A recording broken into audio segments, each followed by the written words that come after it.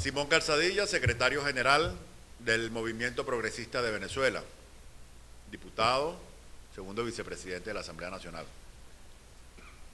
Nosotros hoy queremos un poco hacer un balance de las últimas actuaciones que ha hecho el gobierno nacional abordando la profunda crisis económica que se presenta en el país como resultado de un conjunto de políticas inconvenientes que se han aplicado en los últimos 10 años. Y con mucha preocupación observamos a un gobierno absolutamente desfasado, desatinado, incoherente, sin propuestas claras de cómo se van a corregir los errores que nos llevaron a esta situación. No observamos en el gobierno nacional ningún espíritu de rectificación, y rectificación significa corregir los errores que cometí o que se cometió como gobierno. Y tiene que empezar por ahí, diciendo cuáles fueron esos errores, si la política de expropiaciones dieron resultados o no, si el sistema cambiario que se ha aplicado en los últimos 12 años ha sido bueno o ha sido malo, y si hay que cambiarlo, ¿en qué se va a cambiar? Si la política monetaria y el financiamiento del déficit con dinero inorgánico del Banco Central de Venezuela y la alta inflación se va a corregir o no se va a corregir.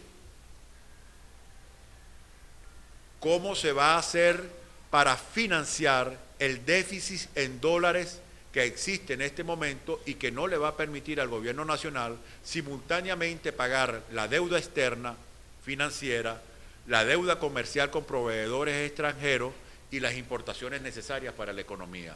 Tampoco sobre esa materia nos ha dicho absolutamente nada. Y eso lo que ha generado es una mayor confusión.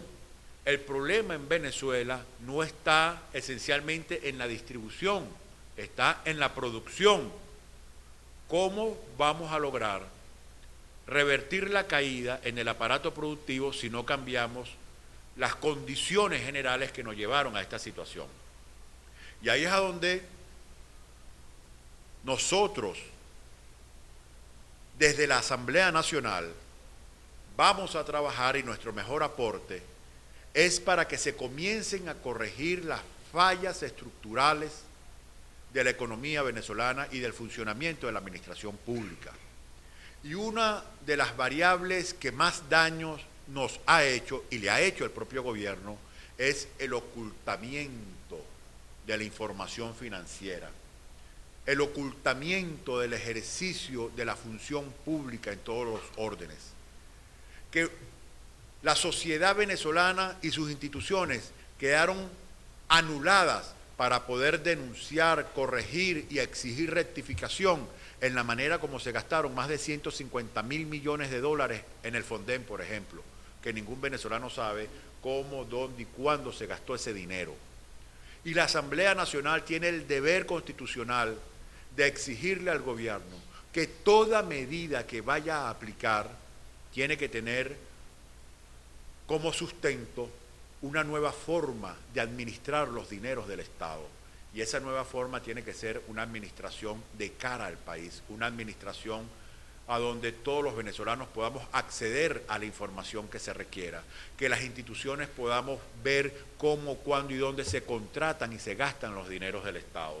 Ha sido un retroceso histórico, inconveniente, la manera como de forma descarada se le ha ordenado y presionado al Banco Central de Venezuela para que no le diga a los venezolanos cuánto es la inflación, cuánto es la evolución de la economía, si crece, si decrece, cuántos son los índices de escasez, como que si eso vaya a evitar que la gente cuando va al mercado no se dé cuenta.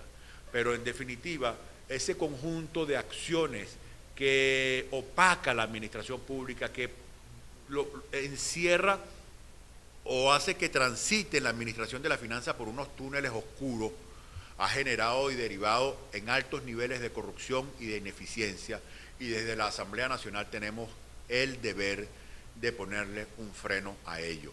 Y nosotros ya vamos a comenzar a trabajar para que se apruebe en las próximas semanas una ley que le dé transparencia a la administración pública, a donde se divulgue la información financiera y de índole o de carácter general que sea a bien solicitada por todos los venezolanos. En este momento el acceder a la información pública es un derecho humano internacional y somos el único país de América Latina que está bajo el sistema y las leyes que hoy hacen que todos los gobiernos estén obligados a divulgar toda la información y sobre todo la financiera.